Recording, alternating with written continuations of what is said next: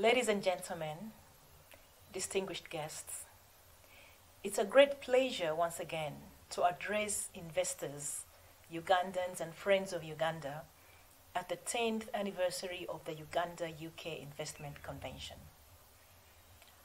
I convey warm greetings from Ssaabasajja Kabaka and the people of Buganda. I congratulate the organizers for bringing us together at this precarious time to discuss investment opportunities in Uganda. The theme, Uganda's Untapped Business Potential, is timely when the COVID-19 pandemic has totally disrupted the way we live and work. As we are adapting to a new normal, we must encourage members of the public to take all the necessary precautionary measures to keep safe. Each one of us must adhere to the laid down standard operations procedures so that we can come out alive and healthy in order to rebuild our economies, safer environments, and peaceful families. Ugandans in the diaspora are important contributors to the economy of the country. And according to the World Bank 2018 report on migration and remittances, Ugandans globally remitted $1.3 billion in 2018. And according to Center for Financial Regulation and Inclusive Uganda, in 2016, remittances from the UK were equivalent to about 5% of Uganda's gross domestic product of $27.9 billion. Yet, with the COVID-19, this has dramatically shrunk. As the Nnabagereka, I feel it is incumbent on you and I to keep hope alive and continue exploring better ways to realize a better Uganda. I implore you to make investments in ventures that are more inclusive and those that empower women. The COVID-19 crisis is having a devastating effect on gender equality. To quote Dr. Sarah Rees, the head of research and policy at the UK Women's Budget Group, women started this crisis from a position of economic disadvantage. We were worried the impact on women's earnings and employment prospects will widen existing gender inequalities, not least the gender wage gap. Emerging evidence on the impact of COVID-19 suggests that women's economic and productive lives will be affected disproportionately and differently from men. Further, women are bearing the burden of 24/7 childcare, domestic work, and peacekeeping within the home. In Uganda, a majority of women work in the informal sector. They earn less, save less, and hold less secure jobs, but yet have less access to most forms of social protection. Moreover, public spaces and other social service interactions, such as the service and tourism industry, are now restricted to contain the spread of the pandemic. The sum effect is increased women vulnerability. At the 5th Uganda-UK Convention in London in 2015, I presented a paper on the role of Ugandan women in sustainable economic development, and in which I urged our government and private investors to reward the resilience of Uganda's women by putting them at the center of policy and investment decision-making. This plea is more urgent now than ever.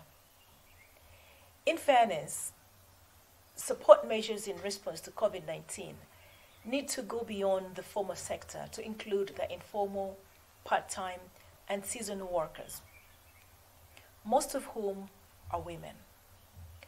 A good innovation is the connection of e-commerce platforms using mobile apps, female market vendors in the informal food supply chain, both in the rural and urban settings.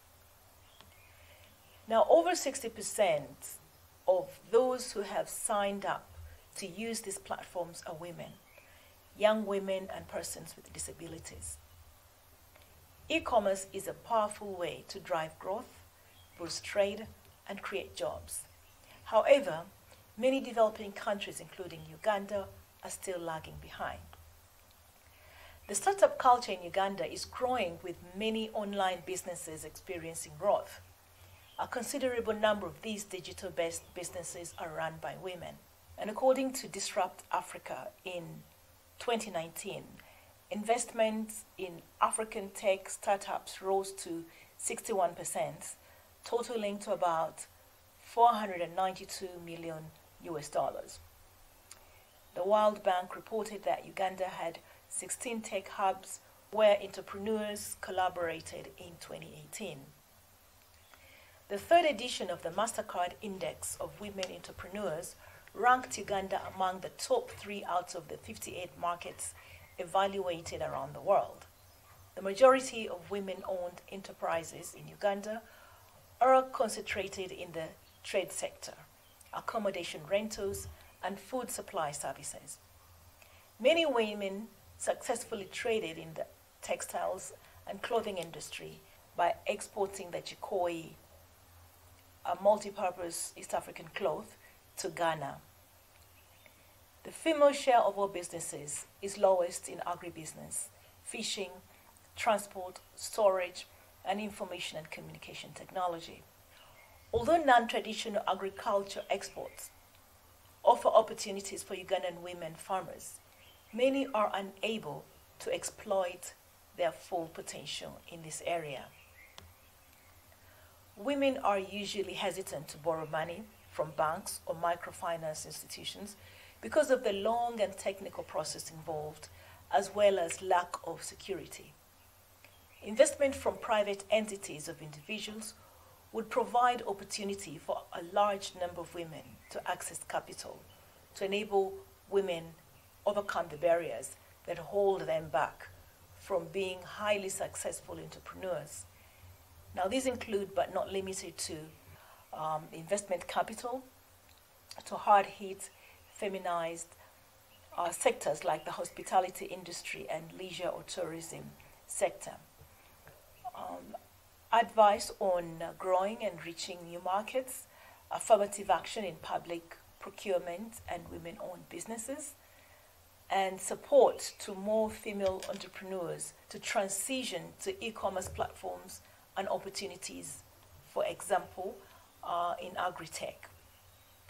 Now, putting women and girls at the center of economic growth in Uganda has numerous advantages. For example, it would support a more rapid COVID-19 recovery, enable more inclusive delivery of the Sustainable Development Goals, empowers future generations, and contributes to grassroots economic growth because women invest their wealth, whatever size it is, in the health and education of their families.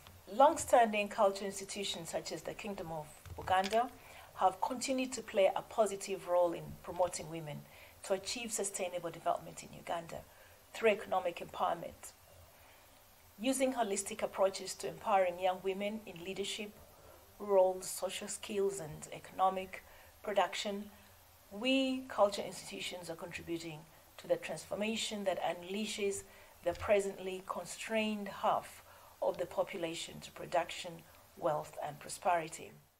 There is need for more concerted effort in working with and for people, a value espoused by Ubuntu Bulam in a flagship program initiative called Gisakate Nnabagereka by the Nnabagereka Development Foundation that I founded in 2000.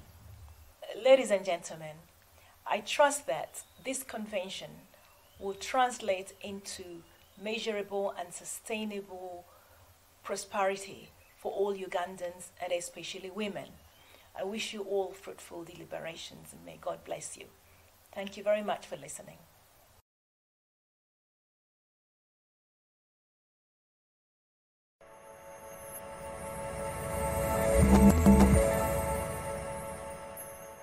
I'm going to introduce to you comfort homes.